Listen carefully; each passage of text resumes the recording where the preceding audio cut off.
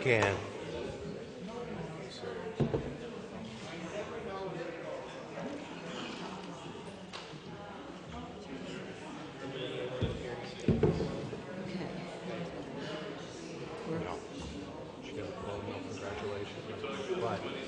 Her husband is the Boston Town Chair. We've got a fundraiser next weekend in Saratoga. So I'm sure I nailed an invitation.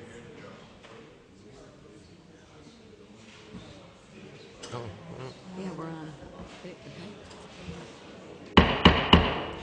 I'd like to call the City Council Caucus meeting to order for September 22nd, 2014. We do have one public hearing, if the clerk would read that. Public hearing number 1 regarding a moratorium on convenience stores. Okay. And then we'll move to final consideration, if the clerk would read item number 1. Under final consideration, an ordinance to amend Chapter 167 of the Administrative Code of the City of Schenectady regarding commercial building inspection reporting. Without objection, on consent, item number 2. Item number 2, under original consideration, an ordinance accepting the proposed 2015 operating and capital budget, introduced only, with a resolution calling for a public hearing on October 14, 2014, to receive public comment relative to the proposed 2015 operating budget for the City of Schenectady. All right. Without objection, on consent, item number 3. Item number 3, a resolution authorizing the City of Schenectady to enter into the required subrecipient agreement with the Housing Trust Fund Corporation as required in the implementation of the New York State Community Development Block Grant Disaster Recovery Program, and to authorize the mayor to sign any and all documents required in the implementation of the program. Mr. Riggi, roll call. Okay. Item number 4. Item number 4, a resolution authorizing the sale of an easement to National Grid regarding the solar project at 1134 Balltown Road. Without objection, on consent, item number 5. Item number 5, a resolution authorizing the sale of 438 3rd Street. Again, without objection, on consent, item number 6. Item number 6, a resolution authorizing the City of Schenectady to settle a tax certiorari for 2037 State Street. Discussed in claims, without objection, on consent, item number 7. Item number 7, a resolution authorizing the City of Schenectady to settle a tax certiorari brought by Trustco Bank. Also discussed in claims, without objection, on consent, item number 8. Item number 8, a resolution authorizing the sale of 104 Irving Street. Also discussed in claims, without objection, on consent, item number 9. Item number 9, a resolution recognizing the 120th anniversary of the publication of the Daily Gazette. This item will be taken out of order. Mr. Kosher will present that. And item number 10. Item number 10, a resolution declaring Friday, October 3rd through Thursday, October 9th, 2014 as Manufacturing Week in the City of Schenectady. This will also be taken out of order. Ms. Peraza will make that presentation. If there's nothing else to come before the City Clerk or before the City Council Caucus, I'll entertain a motion to adjourn. Mr. Kosher, seconded by Ms. Porterfield. All in favor? Aye. I'll now call the City Council meeting to order for September 22nd, 2014, and ask you to rise for the invocation from Reverend Emmanuel Adams with New Bethel Community Church. As we bow our heads in prayer, most holy, gracious Father, O Lord, we thank you for this day that thou hast made, O God, and we want to thank you. Lord, how you blessed us, O Lord, that we may bear witness thereunto, for which this day we have never seen before, O God, and we want to thank you. Lord, even as you started us on our way today, O God, and brought us to this destination without any harm or danger, and we want to thank you. Blessed be thy holy name. Now we ask you, Lord, as you look upon us, O God, each and every one that is here, Father, one by one and name by name, and have thine way. Lord, as you look upon this administrative staff, O God, as you look upon the mayor, Lord, as you look upon the city council, O Lord, those that have been chosen, O Lord, for this great task, O Lord, that is at hand. Father, we ask you, God, even as you touch their minds, their hearts, as you move upon their souls, O Lord, give us wisdom, knowledge, and understanding, O God, that we may run this race that is set before us. Help us, O Lord. And Lord, and those that have come today, O God, and Lord, to express themselves into matters, O Lord, of great concern. Help us, O Lord, that we may understand these things that are being expressed. Lord, let us come that we may reason together For you are the solution, and you know that you are the way. But Lord, we need your wisdom and your knowledge, O Lord, to be with us this day. Now, Lord, we ask you, God, to look upon this nation, O God. And Lord, we ask you to look upon our president, O God, and our Senate and Congress. Lord, we know there's much trouble in the land today, but Lord, everything is in your hand. Now, Father, we ask you, Lord, to bless us, O God, and keep us. Watch over us, O Lord, and your will be done. And Lord, we do all these things that's pleasing in thine sight. For these blessings we ask in Jesus' name, thank God. Amen. I'm going to ask our former downtown jeweler, Mel Mintz, to lead us in the Pledge of Allegiance. To the flag of the United States of America and to the republic for which it stands, one nation, under God, indivisible, with liberty and justice for all.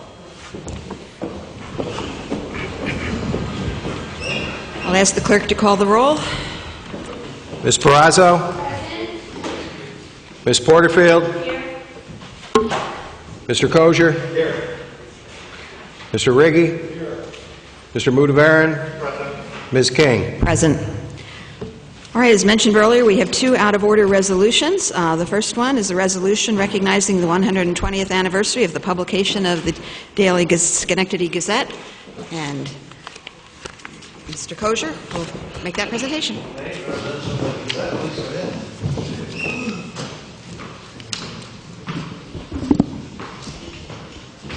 Thank you. Good evening. Thanks for coming. Appreciate it. Thank you. Thank you. And if I may, Madam President, we have a resolution recognizing the 120th anniversary of the publication of the Daily Gazette. Whereas the Daily Gazette is celebrating its 120th year of publication, having been formed in 1894 by the Schenectady Printing Association, purchase of the Schenectady Gazette, a weekly newspaper which then turned into the daily, Monday through Saturday newspaper called the Daily Gazette. And whereas in 1902, the newspaper, despite competition from the presence of two other Schenectady newspapers, the Evening Star and the Union, experienced immediate success under the leadership of its first president, Gerardus Smith, which allowed for the purchase of a new press and the use of its name and the predecessor, the Schenectady Gazette. Whereas in 1924, the company became the owner and property it rented on State Street in the city of Schenectady, and 2 years later introduced a new look issue on January 4th, 1926. So far, none of us remember any of this, do we? Whereas the newspaper has always demonstrated and continues to demonstrate its position as an independent voice, known variously as an independence in politics, the independence voice of the Capital Region, and the locally owned voice of the Capital Region. And whereas in 1948, the newspaper began a commitment to regional coverage far beyond the city and the county of Schenectady, New York. And whereas the newspaper maintained its noteworthy appearance until 1984, when due to a national change in advertising standards, the newspaper went from 8 columns to 6. And whereas in 1980, the newspaper stopped endorsing political candidates, and in 1986 replaced its lady pages with a life and leisure section. And whereas in 1989, the newspaper declared it would henceforth be known as the Daily Gazette, reflecting its commitment to regional coverage. And whereas in September 9th, 1990, the newspaper published its first Sunday edition, having earlier that year moved to its new location at 2345 Maxon Road Extension in the city of Schenectady, and purchased a printing press that allowed for color photographs. And whereas in 1996, the newspaper created an online presence that has continued to change and expand, giving its readers round-the-clock access to the latest news. And whereas an independent and vibrant press is vital to our community. And whereas the newspaper has remained independent, having been locally owned and operated by the Smith, Green, and Hume families for the last 120 years. And whereas the newspaper's current owners, Elizabeth Hume Lind, the board president, and William S. Hume, the board secretary and treasurer, are committed to keeping the Daily Gazette an independent voice in our region. Now, therefore, be it resolved that the mayor and the council of the city of Schenectady shall pause in their declarations and declare that Wednesday, October 1st, 2014, shall be declared Daily Gazette Day in the city of Schenectady. And we thank everyone who's been involved in the newspaper's publication for their commitment to our great city. Thank you very much. Okay. Madam Chair, can I move it? Okay, may I have a second by Ms. Perazzo? All in favor? Aye. Congratulations. On behalf of the Hume family, I want to thank everybody for this recognition. It's wonderful. It's been a great 120 years. I don't remember most of them. But I look forward to the next 120 years. So thank you very much. Thank you.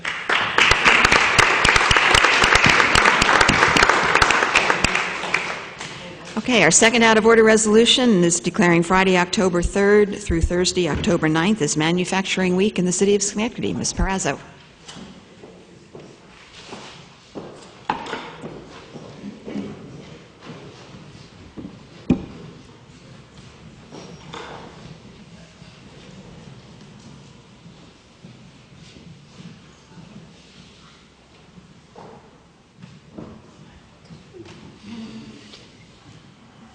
Madam President? You have the floor. Thank you. This is a resolution declaring Friday, October 3rd through Thursday, October 9th as Manufacturing Week in the City of Schenectady. Not everyone gets a whole week, you know. Whereas the City of Schenectady has a long and storied history of manufacturing demonstrated by its proudly earned moniker as the city that lights and hauls the world. And whereas manufacturing continues to represent a powerful piece of Schenectady's economic mosaic in supplying the city with jobs and the world with goods, and whereas various civic leaders, including local business persons, educational institutions, and nonprofit organizations, have come together to engage the community and highlight the opportunities provided by manufacturing and its ability to bolster the local economy. And whereas the city wishes to promote modern manufacturing through education and increased public awareness by celebrating the achievements of manufacturers in this city, thereby acknowledging their critical and fundamental importance to the prosperity of the city. And whereas the city desires to improve the general public perception of manufacturing through public events, including factory tours, open houses, and area manufacturers, and American-made movie screening, panel discussions, and other special events. And whereas the city wishes to heartily thank and acknowledge the contributions and continuing involvement of Manufacturing Week, Schenectady committee members, and participating manufacturers. And now, therefore, be it resolved that the mayor of the city council do hereby pause in their deliberations to proclaim Friday, October 3rd through Thursday, October 9th, 2014, as Manufacturing Week in the city of Schenectady, and wish to thank the many individuals, organizations, and companies, along with their employees, who have made Schenectady the city that lights and hauls the world. I'll move this. All right, seconded by Mr. Mudavaren. All in favor? Aye. Congratulations.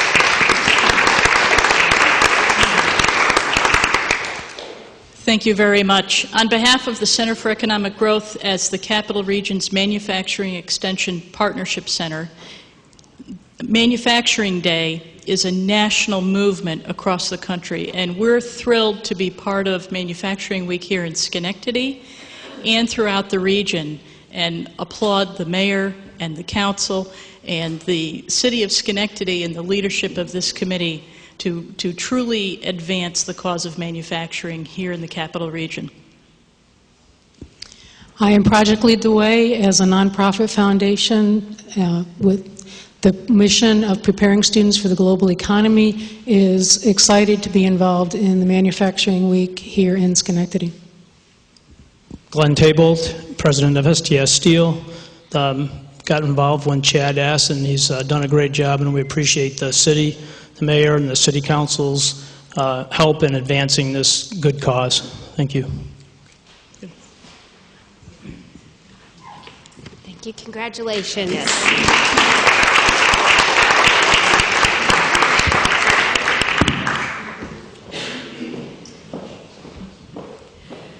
All right, we have one other special presentation. I'm going to invite Mel Mintz to come inside the rail to make that presentation to them.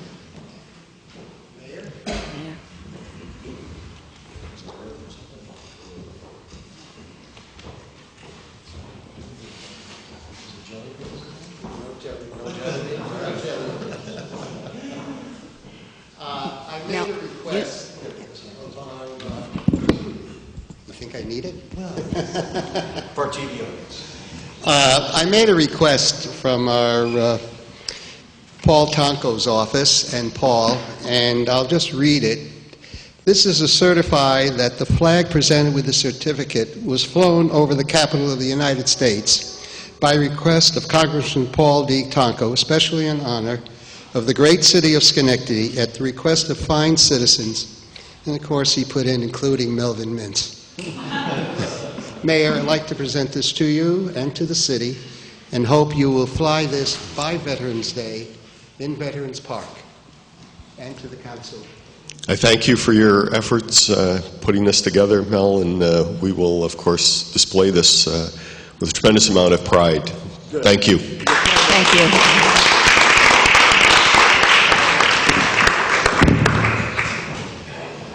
All right, we have one public hearing. If the clerk would read that.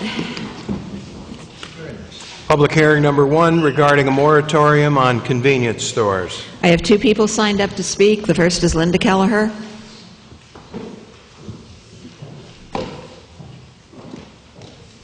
Good evening, Mayor, Council President King, council members, and city residents. My name is Linda Kelleher.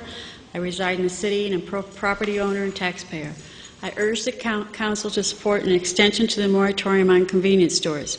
The moratorium is needed to give city staff time to ensure an accurate and enforceable piece of legislation. Furthermore, until the City Council passes legislation permitting and regulating convenience stores, the moratorium is needed to prevent any additional convenience stores from opening in the city. I have attended the meetings of the Planning Commission in which this legislation has been presented and discussed. I would like to thank the Commissioners for listening to the Neighborhood Association presidents, community leaders, and concerned residents. It's been refreshing for the public to be asked for their input.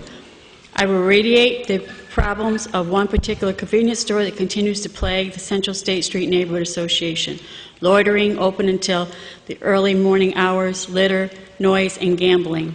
This store is still open until 1 and 2 o'clock in the morning. Who needs a loaf of bread or a gallon of milk at 2 in the morning? This store owner has to be reminded that his store is in a residential neighborhood, and as such, he should be a good neighbor. The city has the tools to make this happen. The City Code for Operation of Business, Section 183-9, states that the owner and operator of any business shall maintain good order on and about the premises at all times. It continues to state that the owner and operator of any business shall also be responsible for removing garbage and obstructions from the sidewalk in accordance with municipal code requirements and for operating the business so that neither the business or its patrons become a source of disruption to other building tenants or on sidewalks, streets, or other private property in the vicinity of the business. The business or its patrons cannot be a source of disruption to other nearby private properties. This store is and has been, and so has its patrons, been a source of disruption to this neighborhood's quality of life. Enforce the code. Thank you. Joseph Kelleher.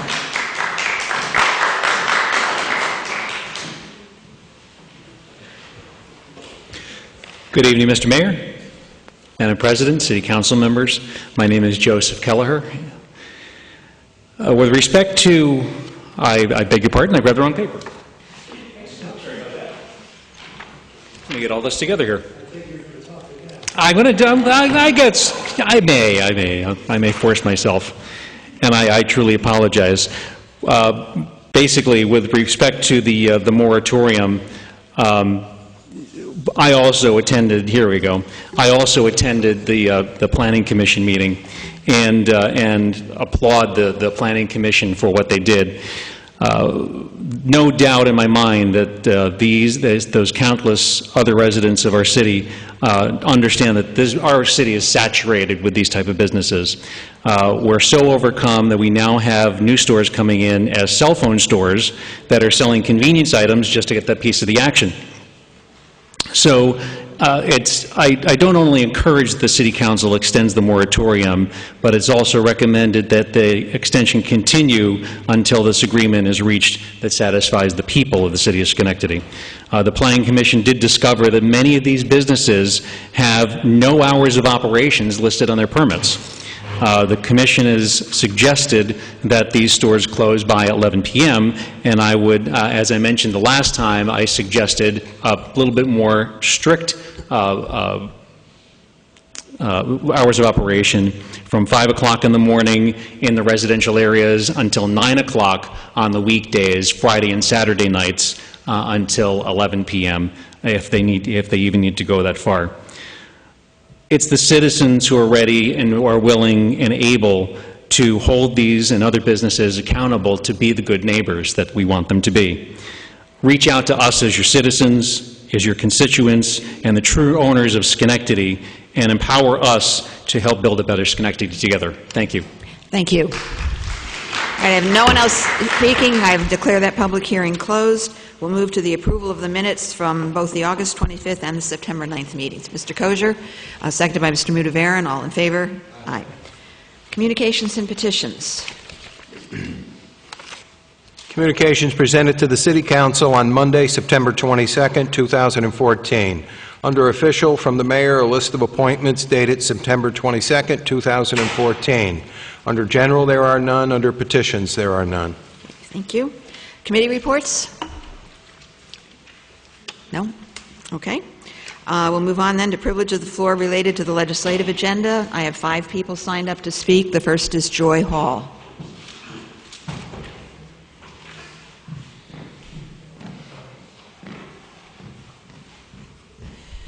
I'm Joy Hoyle, Schenectady. I say we got 3 big problems. The elder people are getting scammed all the time. Joy, can I stop you for a minute? This is just this privilege of the floor related to the agenda. Okay. We'll get to general city business in just a few minutes. Okay. Okay? Thanks. Fine. Okay. Okay, Doris Hall. And again, you want, this is general city business. Okay, we'll hold up and I'll call on you when we get to the next section. P.D. Voris.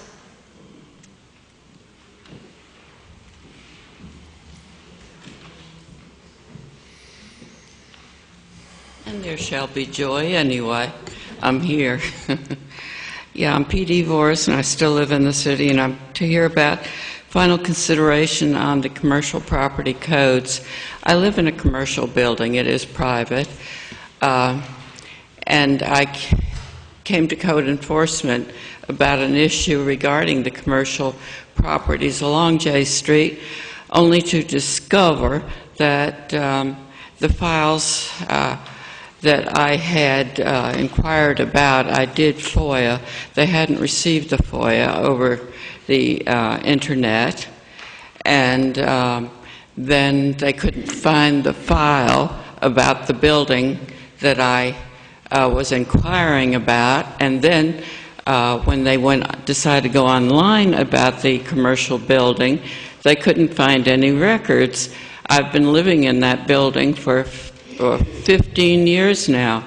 They have nothing with my name on it. They know my apartment number. They know it's occupied, but not my name is not attached to anything there. So where there were several files that I had seen in years gone by, those files are no longer there. Whether they are still in existence, I don't know. But it has been put on computer, but there's no information. There should be information about the residents, who is in there, and other pieces of information, I'm sure. But what I was looking for, I couldn't find. So you can make new laws, but if you don't keep up the required information, it's not going to do anybody any good. So that's what I had to say about that. I was very disappointed, and it just seems delirious, a total act of some kind of intellectual aggression that there's no information in the computer system, newly updated, new officials, and the only other thing I'm missing from this agenda is with the plethora of retirees, some of these employees have been shifted to other locations that I've been told. I don't see any new appointments, and I don't know whether that's something that the council and the mayor have overlooked, but I sure would like a word of knowledge about that. Thank you very much. Thank you. Okay, Joe Kelleher.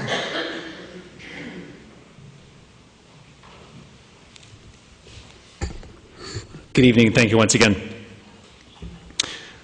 With respect to item number 2 regarding the proposed budget for 2015, please remember in your considerations and deliberations that we still have items such as the pensions and the principal and the public works facility that have been pushed down the road for future leadership to worry about, just to make the current administration appear solvent. Just like any other business, this city is a corporation. It can no longer live beyond its means. We are the taxpayers, the true owners of this business. We can't afford more levies or fees on top of what we already provide. Please remember that as you deliberate over the budget. As I took a look through the agenda and saw number 6 regarding the tax statuary, and also number 7, these are businesses that have been in the city, well, maybe for several years, I'm sure. But we've got, and they're being levied with, given lower taxes on their properties, while we have city residents that have been here all their lives, and much, much longer, whose taxes have quadrupled. And we need to provide them the same benefit. If we're going to provide this for businesses, these are the people that have lived here. And when you want them to keep their money here, we want them to keep their money here, and yet we're taking more money from them and they can barely afford to live in their own homes anymore.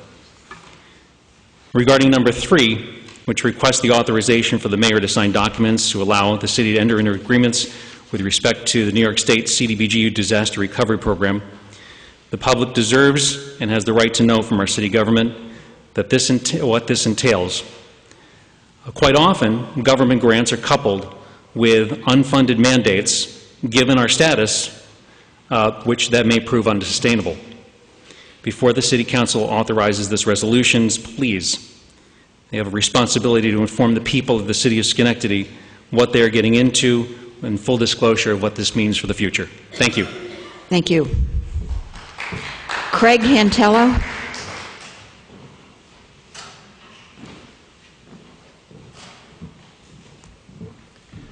Hello, I'm Craig Cantello, president of the Edison Tech Center, and I just want to thank you for creating Schenectady Manufacturing Week and to encourage everyone to participate in the many varied free events that we have scheduled.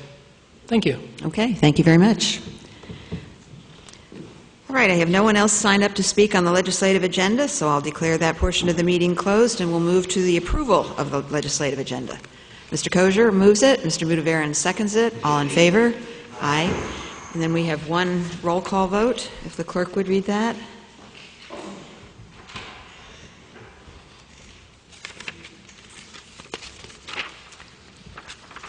Item number 3, a resolution authorizing the City of Schenectady to enter into the required subrecipient agreement with the Housing Trust Fund Corporation as required in the implementation of New York State Community Development Block Grant Disaster Recovery Program, and to authorize the mayor to sign any and all documents required in the implementation of that program. Will someone move this to the agenda? Okay, Mr. Kosher, seconded by Ms. Porterfield. All in favor? Aye. And if the clerk would call the roll.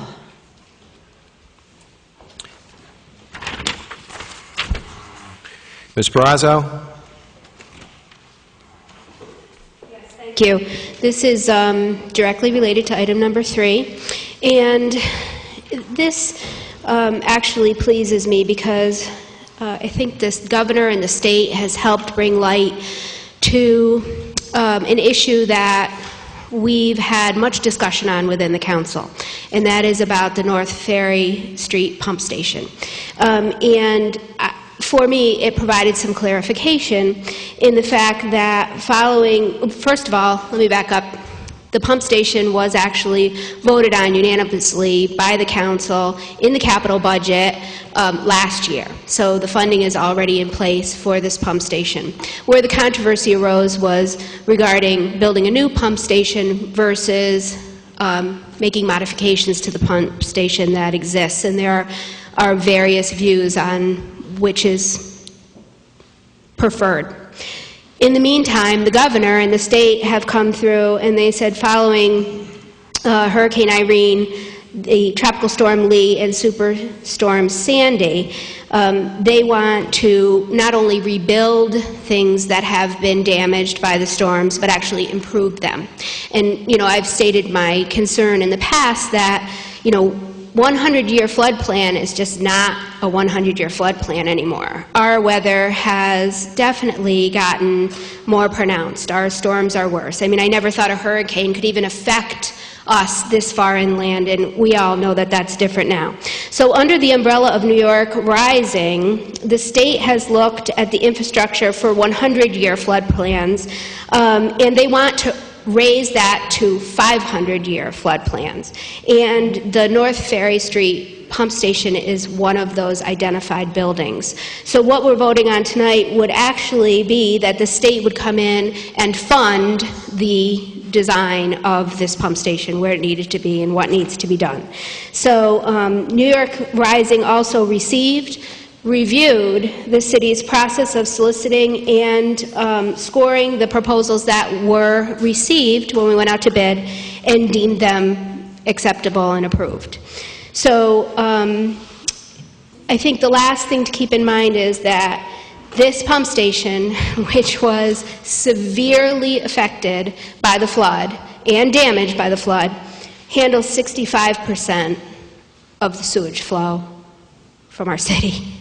And I don't think that's anything we want to take a risk with. So I thank the state and the governor for paying attention to this. I thank him for bringing me to the point where I feel very confident in this project going forward, and I vote aye.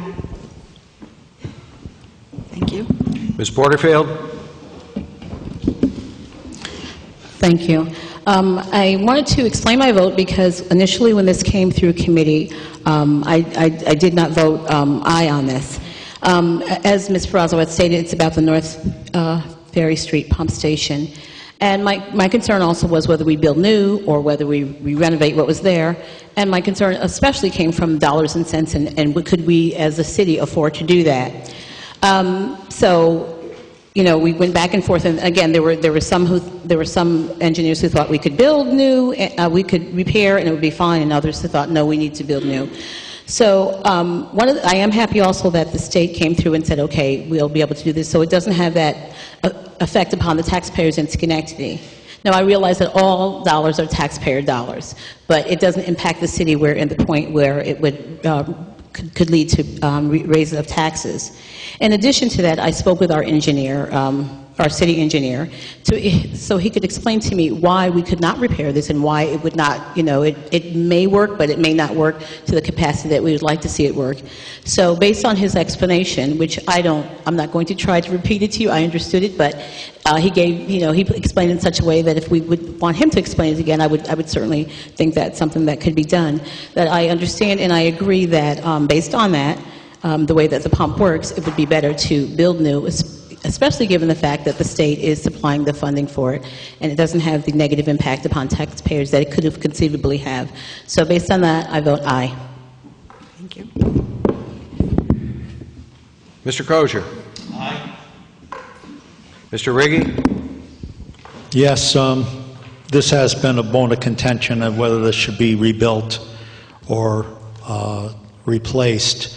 And since that is the case, I found out that at the last Stockade meeting, I think you were present, Ms. King, that the Heritage Foundation agreed to fund another study by an independent engineering firm, since there seems to be, do we replace it or do we fix it?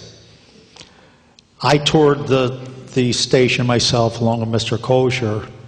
It's a pretty solidly built building. I mean, first we were told it moved a foot off the foundation, then we were told it moved an inch off the foundation. Well, what did it move? I know it's 100 years old. I have a lot more faith in older buildings, as this building right here, than if we're going to build a new one. So that's the way I feel about it. I think as far as expediency, I think it would be faster to rebuild than to replace. But as far as tax dollars, and Ms. Porterfield brought it out, they're all our tax dollars, whether it comes from the state, the federal, or the city. Will it have a direct impact on our taxes going up or down? No. But I still think we should spend tax money judiciously, and I don't think this is one of the things that it should be spent on. I have no problem with accepting this if we're going to use this to look into and get another RFP, as we were talked about before, to see if this can be what it would cost to rebuild. And I think it can be rebuilt. I think that building structure itself is fine. There's I-beams in there that are huge. So I don't see this thing being a problem. I know where the outlet pipes go out. There's concern that they could shear off. Well, being mechanically inclined, I say you make that hole bigger in the concrete and you put a foam or some kind of material that would give a little bit. If it did, anything can shift. I mean, that's just the nature of the beast. So anyhow, with all that being said, I don't feel comfortable with this pump station being replaced, and with that, I vote no. Mr. Mudavaren? Aye. Ms. King? Aye. Measure passed 5-1. Okay. All right, we'll now move to privilege of the floor regarding city business. I'm going to start with Joy Hall.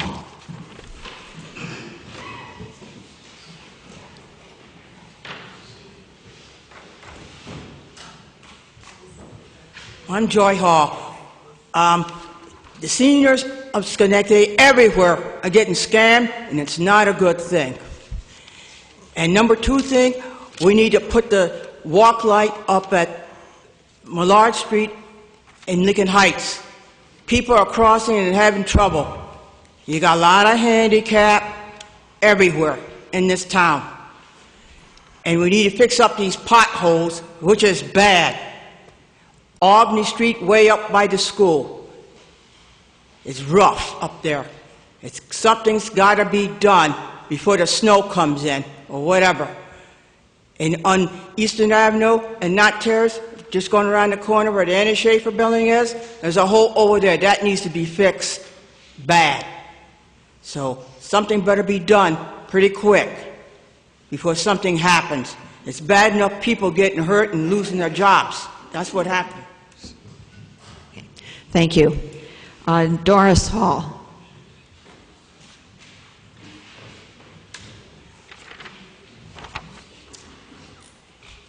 Hello, I'm Doris Hall of Schenectady. I'd like to bring up about the holes here in Schenectady. I twisted my whole right side about 3 weeks ago. It caused me to be on crutches and a splint, and I'm not getting any better. And at the same time, I'm just worried about other people, falling in the same hole. The holes have been fixed now because I continue to bring it to their attention, after I failed several times. But my pain and suffering is hurting me so bad right now. I'm in so much pain. And the money that I have saved up to take care of, my needs, my daily living, it's all gone now because I can't work. So I've lost all that because of the city potholes. And I would greatly appreciate to see them, take more attention to what's the streets, to keep anyone else from losing like I have lost. My pain and suffering, my money's gone, and now I got these bills that was not my fault. I think it's the city of Schenectady because of all these holes. It wasn't just one, it was a line of holes. Like 1, 2, 3, 4, 5, 6, and I just happened to just go into one, but I'm just saying, that could have happened to any one of you. So I'd just like for you to take that in consideration. Thank you.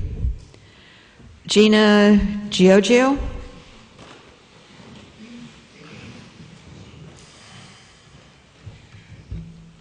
Good evening. I'm a longtime resident of the city of Schenectady. I also am a wildlife rescue volunteer. I'm deeply aggrieved by the delinquent manner by which our four-legged citizens are handled by the Schenectady Police Department. I wish to be clear, it is the PD, not the animal control officers that I am referencing. In my experience with the two full-time animal control officers, I have found them to be caring, compassionate, and willing to go above and beyond in their efforts to aid orphaned, injured, and sick wildlife. Wildlife is important to city residents, and the two ACOs are to be commended for extraordinary efforts to locate assistance for these helpless creatures, and also for recognizing that wildlife is important to city residents. The shelter issue is just the tip of the iceberg where the police department attitude toward animals is concerned, and symptomatic of the overall police department disregard for all animals. Aside from inadequate sheltering, the Schenectady Police Department has a long history of deliberately denying justice to abused cats and dogs. In 2003, at approximately 2 a.m., I notified the Schenectady Police Department that a dog on Grant Avenue was left unsheltered, confined to a small barred crate in a night-long downpour, unequivocally in violation of animal cruelty statutes. The dog screamed and howled for hours on end. The police department refused to respond, citing no animal control officer on duty.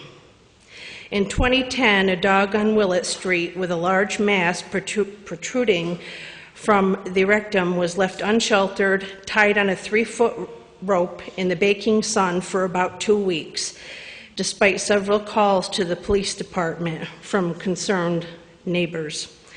I contacted the police department and was told there was nothing they could do since there were no animal control officers on duty for the next 48 hours.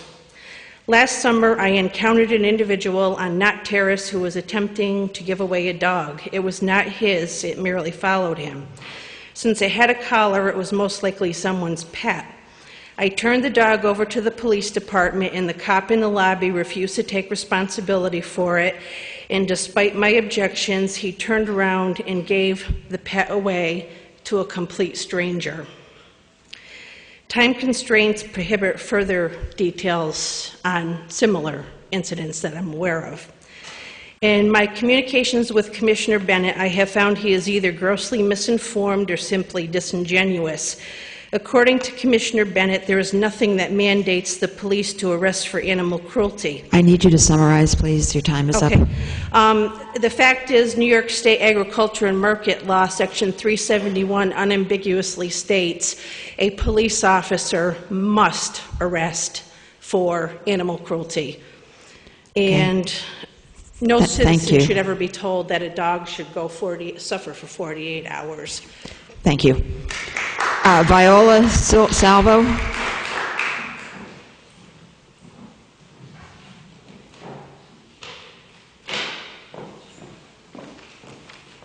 Hello. My name is Vicki Salvo, Schenectady resident, small business owner, business advisor, and accountant. I've been coming to these meetings and talking with different people for quite a few weeks now, as a once impartial third party, just listening to everyone's side of the story about Schenectady's dog holding facility and the city's solution for any problems that might exist there. First, let me say that for me, there are just too large of gaps between what the public, including dog owners, rescue groups, and animal lovers, see happening, what the city admits needed or needs work, and what the media admits was ever wrong with this facility. In short, the public knows what's going on, or at least they're figuring it out. The city admits to some of it, and the media admits to even less. I worry that the people are not well informed, and more transparency would be greatly appreciated. Secondly, the city needs to stop prohibiting the public, especially volunteers and rescue groups, from entering the facility. I've never heard of an animal shelter that you get arrested for visiting. Without us in there, the city's dirty, infectious secrets stay hidden and problems only grow in number. And inspections like those done by ag and markets are only casting a veil of smoke over the real problem. But we know better, and we will never say never mind. We will never walk away from those dogs based on the city's and media's acceptance of poor standards for our fur babies. If the ACOs and ag and markets cannot see things like dehydration, starvation, diarrhea, flea and tick infestations, Lyme disease, poo caked on dogs, and other problems causing sores, and the mental trauma being inflicted on these dogs, then I have no faith in either of their opinions on how well off those dogs are. I request that those dogs be examined on a regular basis by trained professionals like a vet who's able to diagnose such ailments. Thirdly, I'd like to note that dogs are prematurely and wrongly being deemed dangerous by what seems to be unqualified persons. Provoked and chased dogs should not be considered dangerous just because they retaliate against the people that get them all worked up and scared in the first place. I think the city and the courts need to hire a canine behaviorist to make that call instead of asking law enforcement and the courts to do so. Poor Dakota was stuck in that facility, not being walked for many long months. But the day Dakota got out, he licked all of our faces, despite more than half of us being strangers to him. All our hearts were touched and at the same time saddened because he was put through hell and wrongly accused of being a dangerous dog. I hope he recovers from all the health problems the city has caused him. We continue to support him, his family, and the bills incurred. It's sad that we have to do so as a direct result of the city's actions. Real quick, number 4 on my list, I want to note that the Schenectady County SPCA has already told us they're looking for land/building to start a county shelter. I see no reason why the city of Schenectady could not work with them on that mission. Our city and county as a whole need it. In summary, thank you all for what you've done so far, but please know that there's more to do here. I hope the city can get a handle on this soon so I can get back to life as usual. I've got a kid in the hospital, a bike that needs to be brought to the shop, a house to clean, and clients to take care of. Trust me, I'm no tree-hugging activist, just looking for something to protest every Monday night for the rest of my life. I've got a life I need to get back to, but I won't stand idly by and let the dogs be treated like this, because then I'm just as much to blame now that I know about it. Please fix these problems ASAP so I can get back to doing my jobs and not worrying about whether or not the city is doing it. Thank you very much. Thank you. Penny Ross.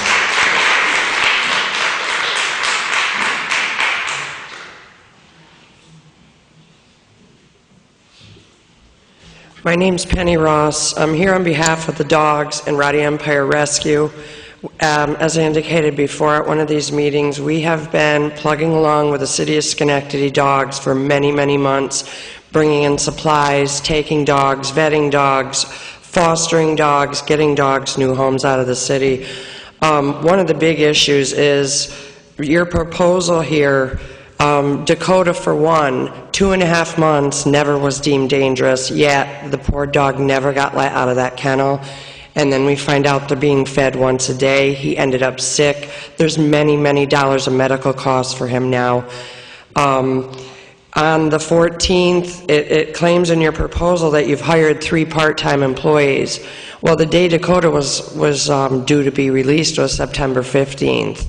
And we were told that we couldn't get him out because there was no officer there after 2 o'clock. So we were going to have to wait till the next day. But we brought that to the attention of the police department, and somebody came down there to let him out.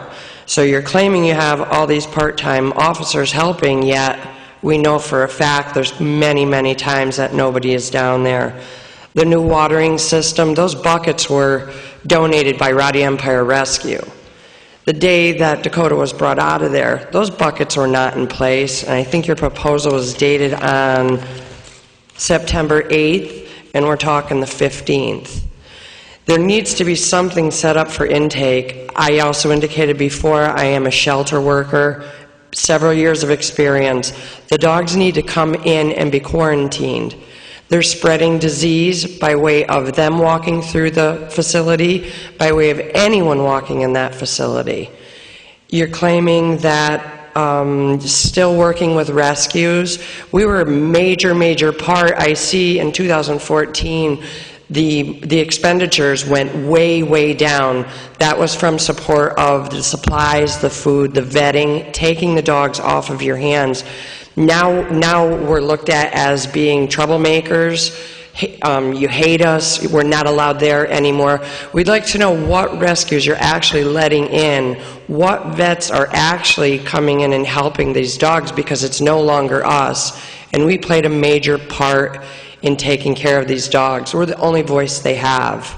We're not here to cause trouble. But you need to set something up specific as an intake. The dogs need shots. You've got some dogs on your page you are adopting out within 8 days of bringing them in. Parvo will show 7 to 10 days. These dogs should not be put in anyone's homes 8 days after they're getting a distemper shot, if that's indeed what you're doing upon intake, because you're now sending in a diseased dog into someone's home that there's medical. They're spreading germ, they're spreading disease. Thank you. Thank you. Stefan Enger? Stefan? Okay. Carol Johnson?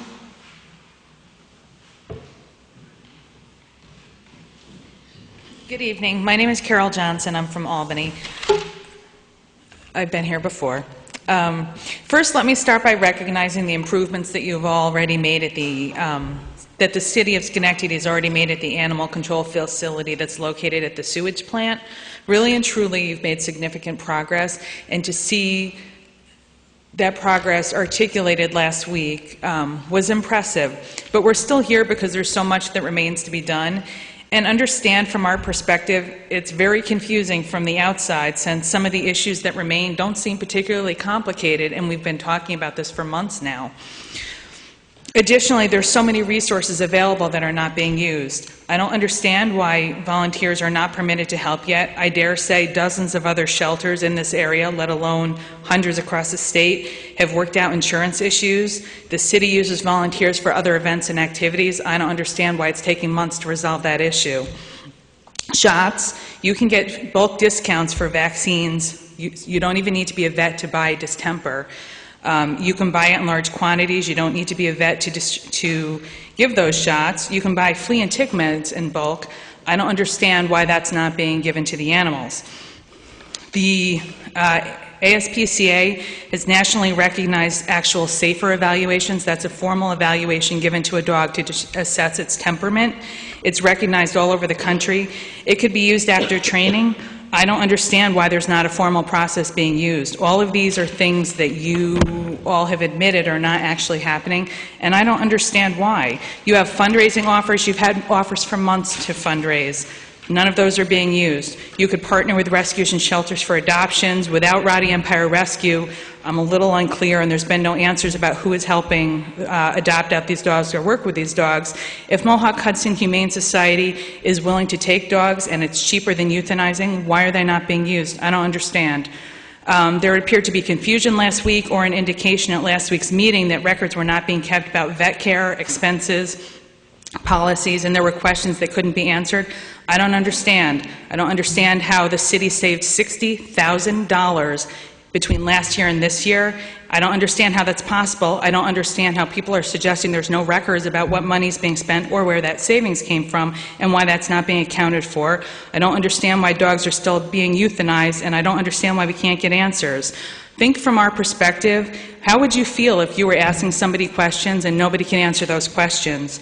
How much time would you give somebody to answer a question or to make an improvement? Think of how much time the city gives people to pay fines, to fix code violations, to pick up their dog before it's killed. Months and months have gone by and we still can't get answers. I don't understand how you can hear what's been happening, be a compassionate human being, have the power to stop it, and choose not to. I don't understand. Thank you. Thank you. Marva Isaacs.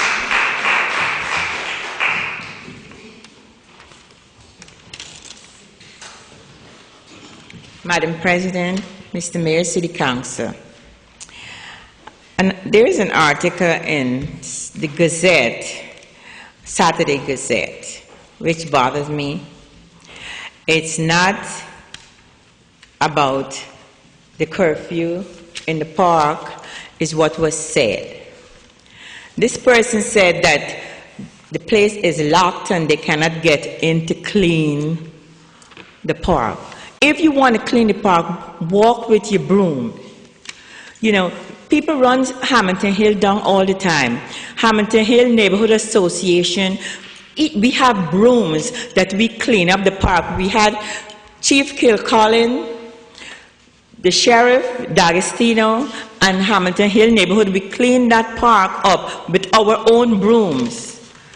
GE sent 26 people, and we clean up that park, but we didn't wait for the city to open any place to clean up, to get their brooms. We have our brooms that we clean up. So I don't like people running Hamilton Hill down, because we try to take care of it as much as possible.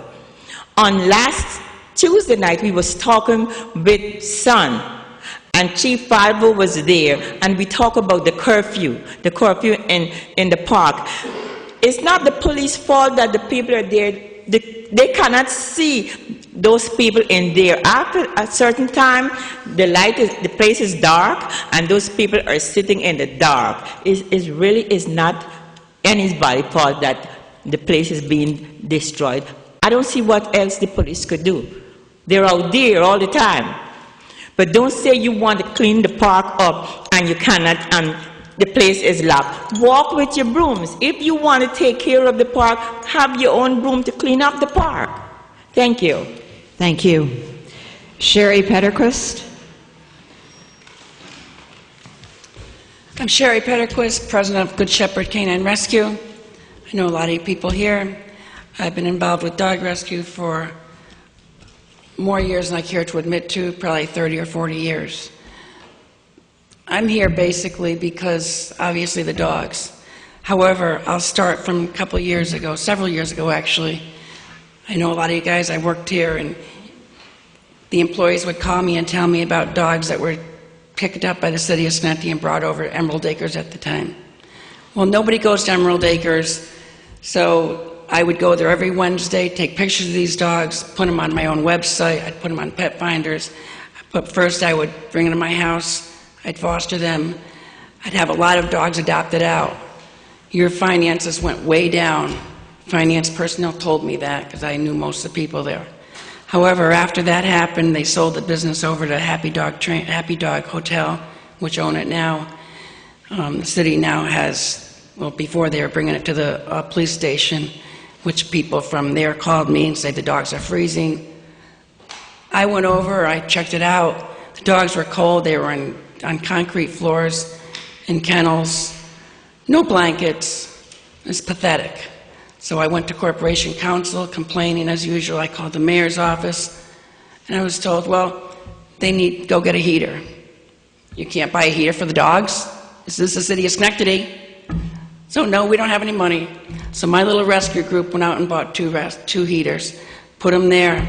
So then we blew out the electrical at the garage over there at PD. So then everybody's mad at me. I'm only doing what you guys should have done and house these animals accordingly. It was the middle of winter. So now they're over here. And what are they getting? They're getting concrete floors, no good air, no air conditioning when you've had people wanting to donate it to you people. But instead they're getting nothing. And now you want to ship them over to Albany? Who in Schenectady is going to find their dog in Albany if they even make it there? They're deemed dangerous. They're not being walked appropriately. You've got people there judging these dogs, saying that they're dangerous when they're not even qualified to say that. They don't know how to temperament test a dog. They're not getting vaccines. They're not getting flea and tick. They're getting sick instead and then dying. That's pathetic. So you guys got to get together. Rotterdam's looking for a place to put their dogs. You should have a county shelter. This will solve the problems. We don't want to argue, but like we said, we're their voices. And we're going to stay here till the voices are heard. We can talk to you, but we're not getting any answers. You know where we're coming from, but we have no clue because you sit and you listen, and that's what goes on at these meetings. We want to talk to you guys across the table. That's what needs to be done. Thank you. Thank you. Anthony Carrata. As a resident of this wonderful historic city, I am fed up with how the mayor and city officials have been running this city. I give Mr. Riggi much credit to address the issues of quality of life issues this city has faced through the years. And now the issue of how the city has been taking care of this issue of its animals, dogs. All this seems to me is that the mayor and the police have turned a blind eye and deaf ear to the cries of these dogs. And that that are kept in the kennel, and we citizens have come together to make you city officials aware of this matter. You took your time in fixing this, and it's not acceptable. And what really gets me mad is how this mayor and city officials and police are trying to be wannabe gangsters and trying to cover this up and think we citizens would not notice, but we did. Also, Mayor, you think that we citizens would like our tax dollars to go for this kennel and the mistreatment of the dogs and the misuse of our tax dollars like this? I think not. Also, Mayor, do you think you could cover up the fact that you were double dipping when you became mayor? I, for one, am mad as hell over the fact that you can't, and I say come next November 15, you're out of here. And I, for one, am mad at the fact that, and what I mean by double dipping is that when you were at St. Council, you had two jobs. You think the fact that we residents of the city of Schenectady ignored that fact? One was that you were on the board of proctors. That I can understand, realizing an old theater for the 21st century. The other one, it was a paid job for the DA while you were on the council and Stratton was a mayor. And then Stratton leaves to become Cuomo's right-hand man. You still had it while you were acting mayor. And when you elected mayor, you had the job. Comments to me. And then a reporter of Channel 6 breaks the story. What happens after the story? You said you were going to get paid a job as a mayor? And in fact, if we loyal citizens, law-abiding citizens, break the law, we're held accountable. We go to jail, arrested, for face the judge. How come the fact that you, mayor, city officials, and police are not held accountable in this matter? Thank you. Linda Kelleher.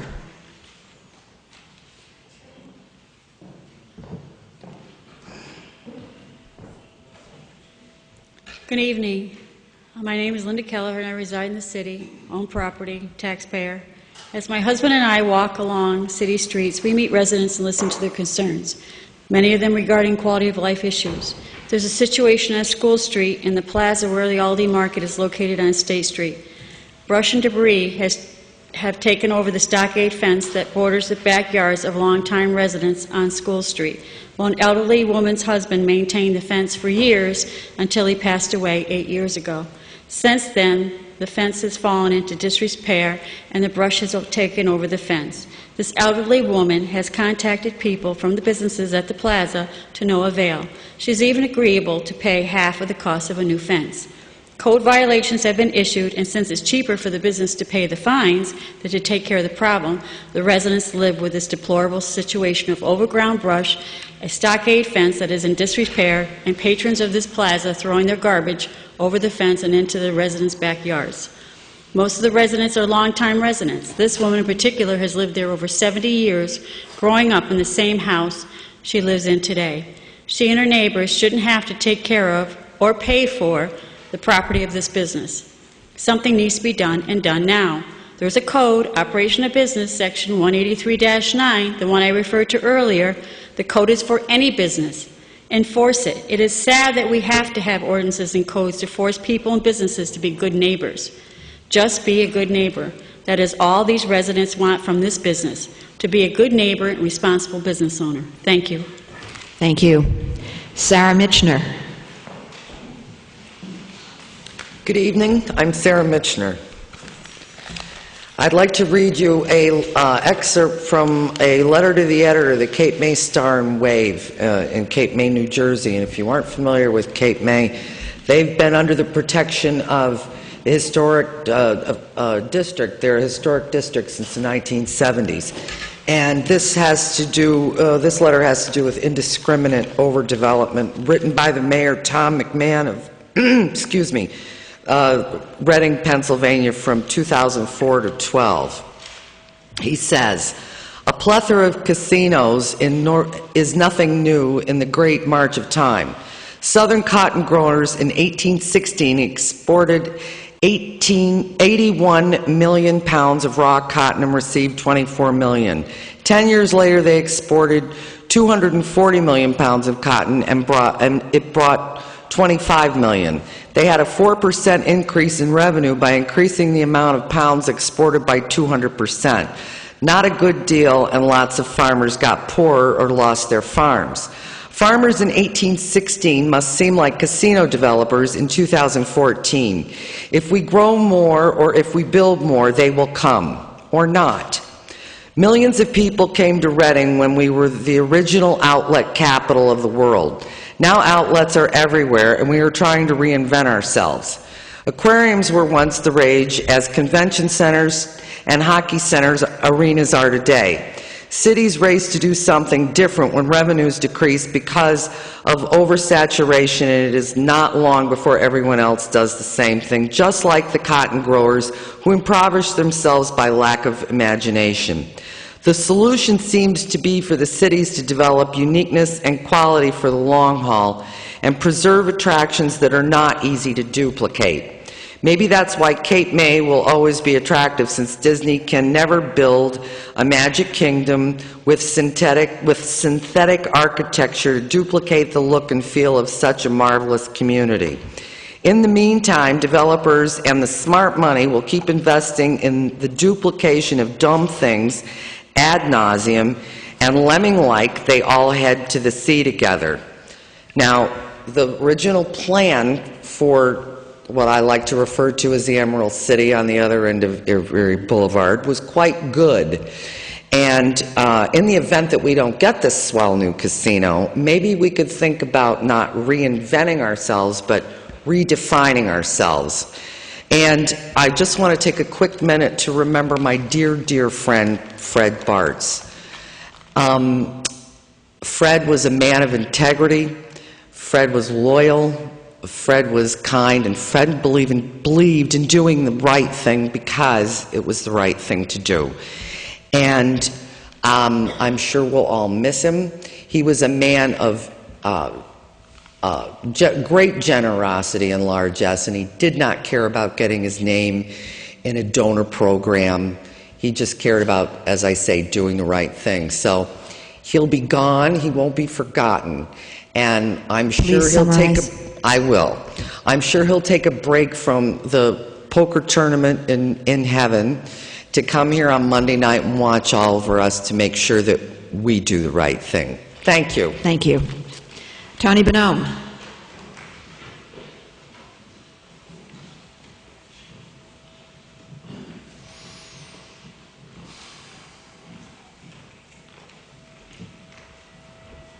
Tony Bonhomme, Bellevue. This young lady just touched on something I was going to speak about, too. In the last month, we lost two men in this city that really helped the needy and everything, Father Michael Hogan and Fred Bartz. I didn't know Father Hogan that well. I belonged to the Knights of St. John's, and I was at an affair, and I sat next to him for an hour, and we were brought up at the same time in the same years, and we talked, and the man was a great man. And then I read in the paper what he had done for this community, and I asked why his funeral was so late, and they said that there are people throughout the country that wanted to make sure they came to his funeral. So he was a man that touched a lot. And on Fred, I met him here at the council, putting politics aside or anything. He was a great man, and when people used to come up to the podium here and complain that they didn't have this or didn't have that, after they walked out the door, I see Fred get up and walk out. Never thought much of it. But one day I was sitting over on this side, and the door was open. A woman walked out. Fred followed her, called her, reached in his pocket, took money out and gave it to her. I met him one time at Price Chopper on a Sunday morning. I said, "What are you doing here so early?" He says, "I'm buying food for the sawmill." He says, "to feed the needy down there." And I found out later that that come out of his pocket. Two great gentlemen are going to be lost, and we're going to miss them in this city. Thank you. Thank you. Joe Kelleher.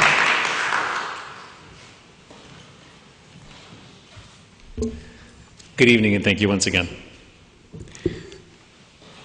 As my wife mentioned earlier and stated about the home at 3 School Street, we had an opportunity to talk with the resident there and actually surveyed the property and saw the deplorable conditions of this fence and how it's been treated over the years or not treated over the years. So I took that opportunity to walk down the street and see some other folks. And it turns out that another gentleman who also lives in the same section of the city is a contractor. I introduced the two, and here the folks got together. This gentleman said that he would provide the labor if they could provide the materials. It's all about getting people together. This woman has pleaded with the city on numerous occasions, and here it took me 5 minutes to get some kind of resolution together. The privilege, that's shameful and embarrassing when people who we elect and those who desire to be elected to uphold and enforce the rules break these said rules in the process. What I'm referring to is a code that I recently read about, Code 264-63, Part L, with respect to political signs and posters. Nowhere in the code is it allowed that these signs should be allowed on city property or on public property. Without mentioning any names, of course, there are several at fault who have their signs on city traffic islands, in front of city-owned properties, vacant buildings, and even along state thoroughfares. If you drive along State Street, Route 7, Grand Boulevard, and around Central Park, you'll see these signs along with the litter on our public property. As citizens, taxpayers, and rightful owners of these lands, Schenectady residents have a right to remove these signs. If candidates want them out, let them ask permission of the private property owners to be proudly displayed in support. I would hope that as our governing body, the City Council will respectfully enforce this code. On a more positive note, I also want to mention for manufacturing right here in the city, we have Tough Traveler that's been in business with all USA-made products for numerous years. I also want to mention 2 upcoming events. First, the American Legion Riders of Schenectady will hold a spaghetti dinner to benefit our local veterans, October 19th, 2 to 4 p.m. at the American Legion, 1809 Union Street. Tickets are $10 and will include bread generously donated by another city business, Porca's Bakery. Also, mark your calendars for the SACC SAC-TV's 40th anniversary and Halloween party on Friday, October 24th, 7 to 11 p.m. at the Schenectady Veterans Home. That's at 718 Union Street. Tickets are $25. It includes dinner, prizes, and entertainment. Thank you. Thank you. Bob Harvey.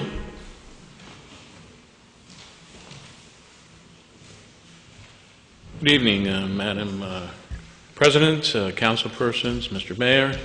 By the way, Carl, congratulations on your new appointment as Corporation Counsel. Very nice. I'm here to talk about quality of life, nothing new. I'm going to come across a little bit Pollyannish. I went to the library today. I saw the 2013 caper, and I have a couple pages copied from it about code enforcement analysis. They're talking about the number 1 and 2 neighborhood revitalization priorities in the 2020 plan were increased code enforcement and increased community police presence. Well, going on, turns out 11,500 inspections were done in 2013. It's pretty good. So that's positive. We'd like to know, and I'm speaking for myself, no organization, about what the follow-up is, how many of those violations were corrected, how long did it take, is there analysis of that? So that I'd be interested in. The other thing about community policing, I've heard recently from police sources that the bike police are going to be increased. They've trained more officers. So if we can get them out on the street as soon as possible, that's community policing. That's it. Thank you very much. Thank you. Frank Wicks.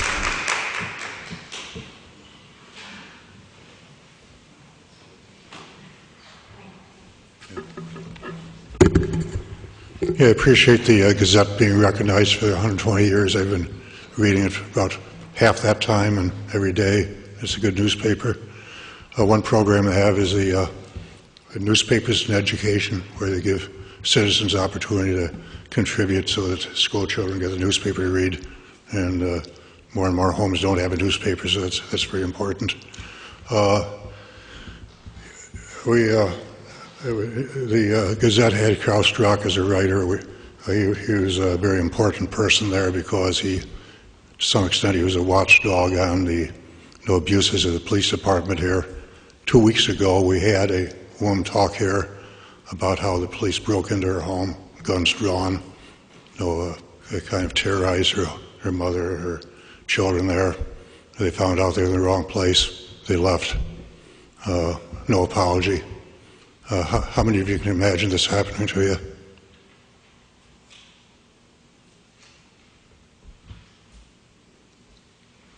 If you go to we have this record here.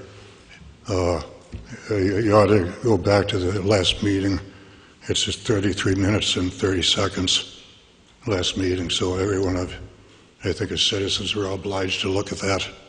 And it doesn't happen to us, but it happens to other people here. And I know people were watching this at home and so on. They got YouTube. Everyone ought to go to the last meeting, the September 8th meeting, again 33 minutes and 30 seconds. The woman was Ms. Coleman. And so the question is, what can you do about this?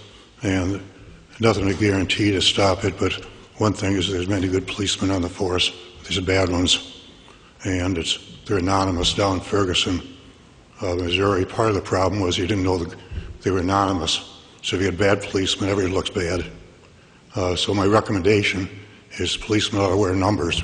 They got the badges, but you can't read the badges. They ought to have numbers. Football players have numbers, referees have numbers, policemen ought to have numbers. We ought to know who they are, and we ought to have the numbers listed on a web page. And as we observe our policemen in action, if we see them doing good things, we ought to be able to report it. If we see them committing abuses, we ought to report it. Again, I pointed this out to Safety Commissioner Bennett. He said no one else is doing it. So the point is, Schenectady can do it. It's going to work here and can work everywhere. Thank you. Thank you. Mary McLean.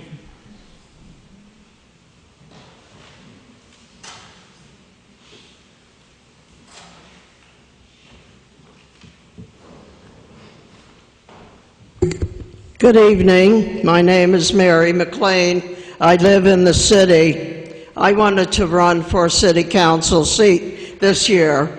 I called Mr. Nadler, but he did not return my phone call. I also collected 300 signatures, but due to a perverse process and wackos who get their highs challenging petitions, I was thrown off the ballot.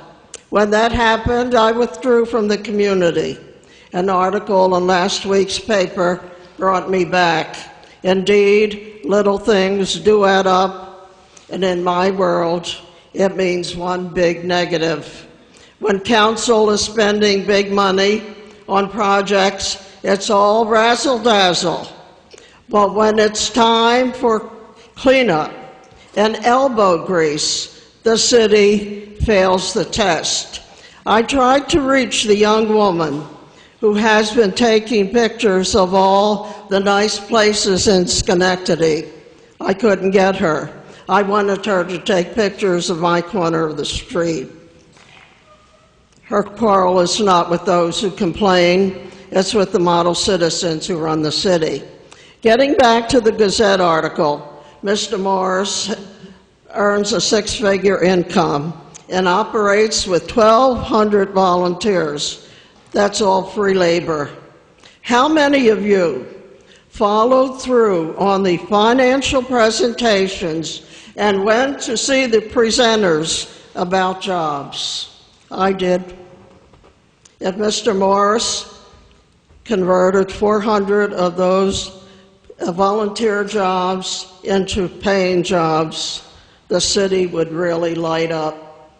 Regarding the first demolition on Eastern Avenue, the property wasn't picked clean. The weeds were left. The project was a half-baked job. Steinmetz Park.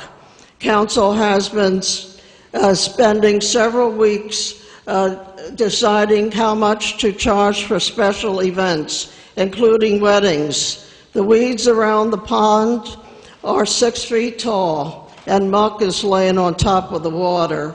Wild grasses overrun the flower beds. What bride wants that in her wedding pictures?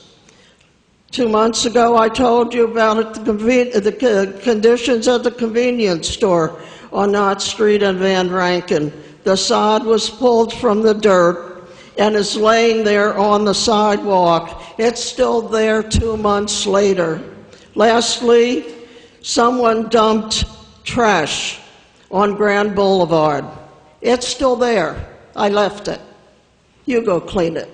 There's more to me than clean up your city. Thank you. I have no one else signed up, so I'm going to declare this portion of the meeting closed, and we'll move to miscellaneous. Oh, I'm sorry, Commissioner Bennett.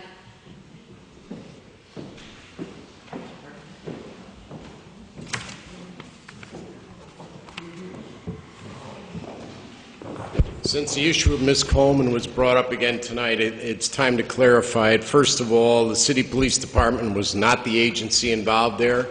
There were two agencies that were there. Neither one was doing the case with the city. We always have cops there when other agencies go in because it's a smart thing to do in case there's an emergency that happens during that operation. We had two city policemen there. They were on the outside, not on the inside. I spoke to Ms. Coleman before she spoke to you. I made arrangements for Internal Affairs to reach out to her. They have been in touch with her. We have also provided her the name and contact information for Internal Affairs complaints with the other two agencies involved. But I think it's time to set the record straight. Thank you. Thank you. Okay, so we'll now move on to miscellaneous business of the council. Don't all speak at once. Okay, Ms. Porterfield. Thank you. And first, I also want to offer my condolences for Father Hogan. I worked with Father Hogan for many years in the community. He just was a really outstanding person and just did so many things. I don't even know how he found time to do them all. So I know that he will be greatly missed, and a lot of people certainly benefited from his presence within the community, myself included.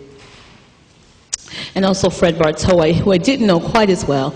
But what I do remember about him is I used to attend Refreshing Spring Church where Pastor Georgetta Dix was the pastor. And I remember that they had a very good friendship, and I would always see them together. And I think she went to Holland with him or something. So I just remember how much she loved him. And I know the kind of character that she was, that he was somebody really special. So my condolences to both those families and also the city of Schenectady, because two great people are no longer with us. I also want to just talk a little bit about an article that was in the paper recently, and it was regarding the safety on the corridor of Route 5. Joy Hall comes often and talks about people crossing the street and, making sure that it's safe. We had another woman that came to speak about her son, losing her son crossing a street, so that we know about the danger at the intersections. And so that there's initiative, a lot of it education or ticketing, warning tickets being given to people who are crossing the street. It's jaywalking. I received several calls regarding that, that people were kind of surprised that they'd gotten tickets for that. So I think it's important that we do things that improve the quality of life in the city and for everyone. I think it's also important that we talk a little bit about it so people know, because people were surprised that, this had happened. And I just explained, why it was and what was happening. But as a city, if we could just do an educational piece that goes along with that so people would better understand and so, and not that, and obey the rules, basically. I was talking to someone today who, works for an agency, and he told me, I just do it all the time. So it's sort of like if there's no traffic, we'll cross regardless of what the light says. So it should be enforced, and if we're enforcing it, just an educational piece that says to people, this is for public safety. This is so that no one else loses a member of their family or loses their life as a result of that. But just, let's just talk about it and, let people know that we're doing this, but it's for the good of everyone. Thank you. Thank you. Anyone else? Mr. Riggi. Thank Thank you, Madam Chair. I have to make an announcement, and I apologize to Julia Lewis, who's home recuperating, that the email that I didn't print out, I don't have with me, so I'll do this off the top of my head as best I can. The last day for the farmers market is going to be this Thursday from 3:30 till 6:30. It's going to be a getaway day for them, and they're going to have pumpkins for the kids, face painting, a clown will be there, and they're going to offer $5. For $5 tokens, you get $6 worth of merchandise, which is a good deal. So they had another successful year. I congratulate them with that. It's really done well, and it's good for the people of Bellevue. On Thursday, October 9th, at their regular meeting at St. Paul's Episcopal Church on Fairview Avenue, they're going to have a candidates night. So it's basically kind of like a debate forum. We've all been involved with that, and it's good. You can go out there and see your candidates. I think they're going to coalesce with the Mount Pleasant Neighborhood Association for this. So that's October 9th at St. Paul's Church. The convenience stores, that's obviously a problem, some of the things that are going on, and I know the council's of the mind to continue the moratorium. But there certainly has to be some things worked out with, especially in residential areas, has been brought out. There's another, it goes all to quality of life again, issues, and that's certainly one of them. I hope there's some things that we can do, and especially with this point moving forward with convenience stores when we do come up with a appropriate plan. And on that, I had 2 or 3 complaints this week about, and I know Amsterdam had this problem, and we don't want to be called that we're curmudgeons, but these basketball hoops in the street, it's not good because, again, it's impeding traffic. And what happens is there's a problem on Summit Avenue. A lady messaged me either last night or this morning, and basically becomes confrontational with the people that are trying to drive down the street. And there's one in Bellevue also, it's the same thing. And they say, hey, get off our street. Well, the streets are for driving cars. It's spelled out in New York State traffic law about that and about people walking in streets. And again, we go back to quality of life, and it is spelled out. It's New York State traffic law that people can be cited for this. And as Ms. Porterfield brought out, maybe we need an educational process, but I think we also need enforcement. And I'm happy that Son has seen that this concept is something that we need, but I have to say that I'm very disappointed. I sent an email to Chief Kilcullen and Commissioner Bennett on August 29th asking for a meeting to discuss these issues and if a campaign is possible or not possible or anything. I've yet to get a response, and I'm very, very disappointed in that. I don't know what else to say.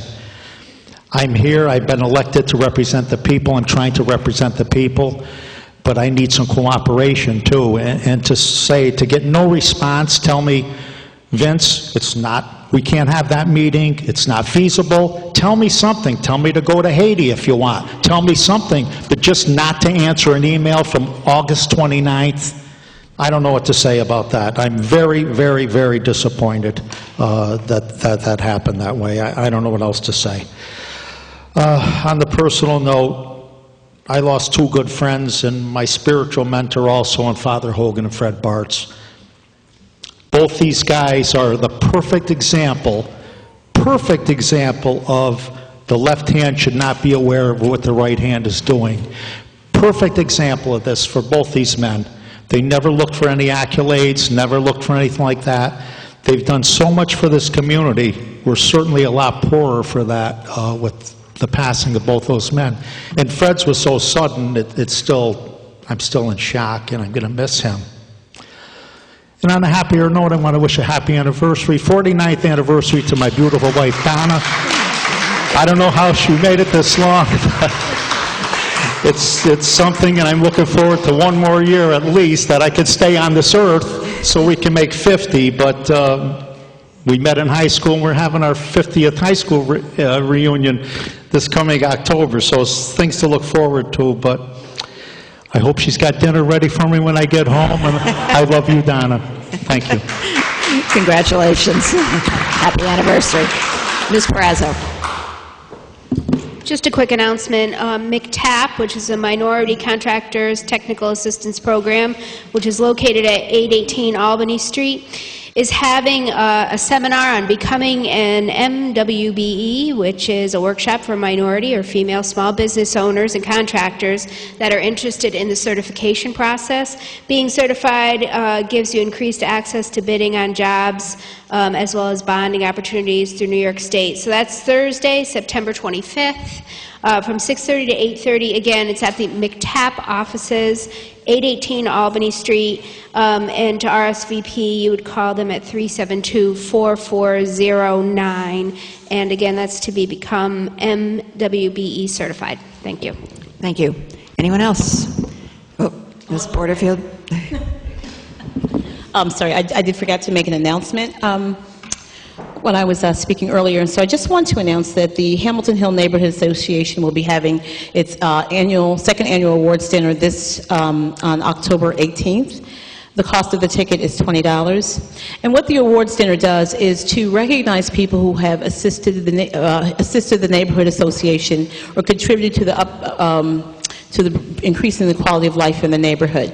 So one of the main things we're going to be doing this year is recognize the folks who helped us on the Albany Street corridor to keep it clean, and also a couple of individuals who have helped in other ways with the neighborhood association and the neighborhood. This year, we'll be giving part of the proceeds from this fundraiser to the Electric City Bike Rescue, who recently got a recognition here by the city. So because of the wonderful work that they're doing, and additionally they are creating a presence in our community, in our neighborhood, and we certainly want to be able to support that. So I'm sure we'll be making this announcement again because it's October 18th, but we invite everyone to come and have a really good time. We did last year. We expect to again. Thank you. Thank you. Anyone else? No? Okay, Mr. Mayor. Thank you, Madam President. I also would offer my sympathy to the family and friends of Fred Bartz and Father Hogan, really two really true community leaders, and they will be missed. And I also want to welcome Newsies to town. The show is teching here in Schenectady. That's where they do the prep work, get everything fine-tuned before they kick off their national tour.